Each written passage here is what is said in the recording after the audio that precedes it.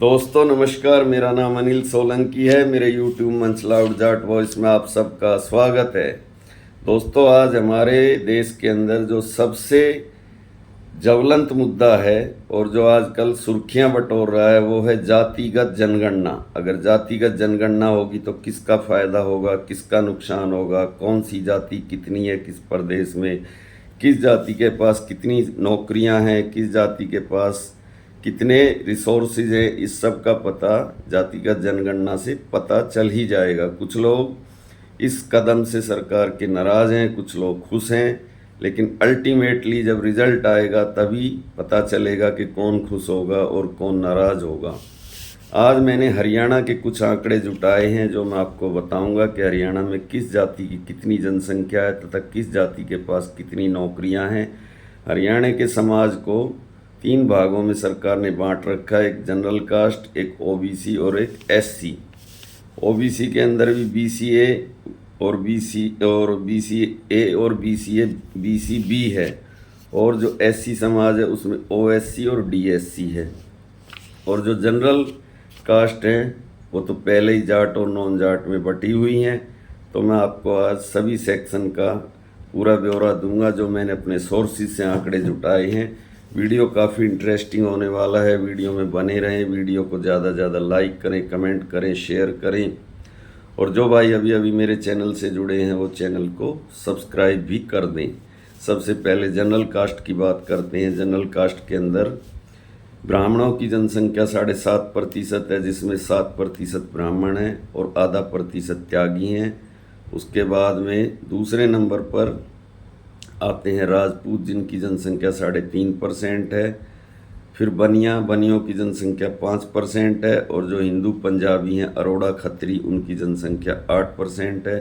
तथा एक जाति और है जो सामान्य वर्ग में आती है, जिसको रोड मराठा कहते हैं, उनकी जनसंख्या 1.1% है।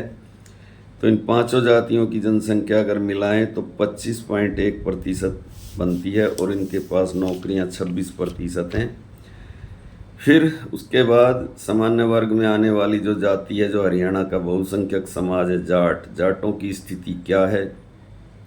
जाटों की जनसंख्या को भी मैं 3 सेक्शन इसमें जोड़ता हूँ, एक जाट, एक सिख जट और एक बिश्नोई। तीनों को अगर मिलाएं तो इनकी जनसंख्या 30% बनती है। 25% जाट हैं और सिख जट हैं 4.5% और बिश्नोई हैं 0.7%।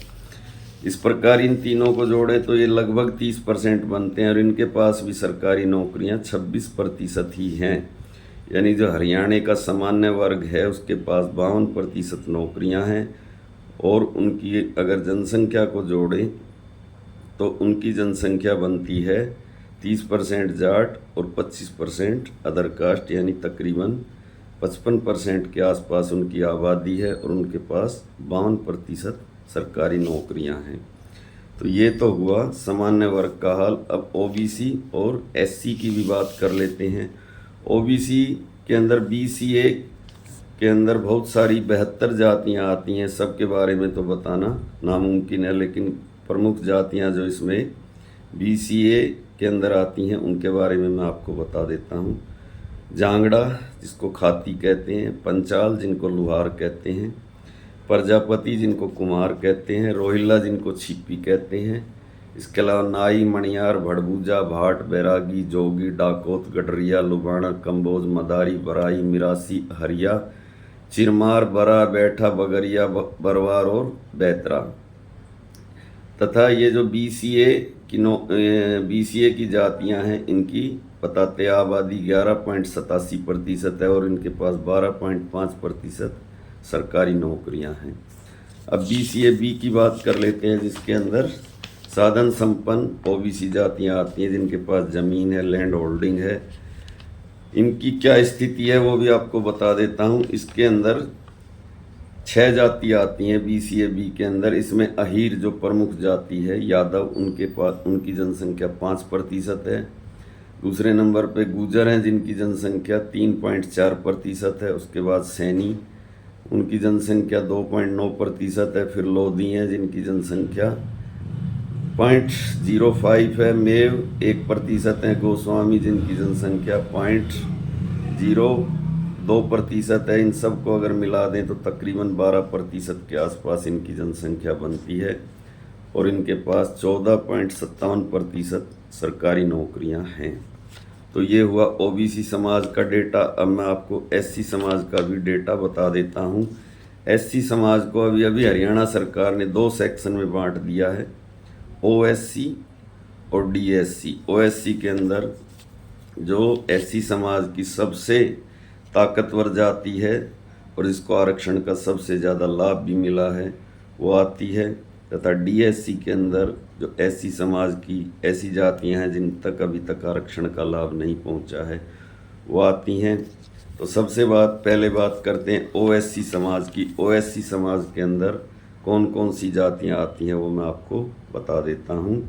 इसके अंदर चमार, जटिया, रैगर, रविदासी, जाटा और रामदासी और मोची जाति आती हैं। तथा डीएससी के अंदर वाल्मीकि, खटीक, धानक, सांसी, बाजीगर, नट, ओड, सिकलीगर, मजबी, बंजारा, बाजीगर, सपेला, सरकीबंद, बटवाल, बरार आदि जातियां आती हैं।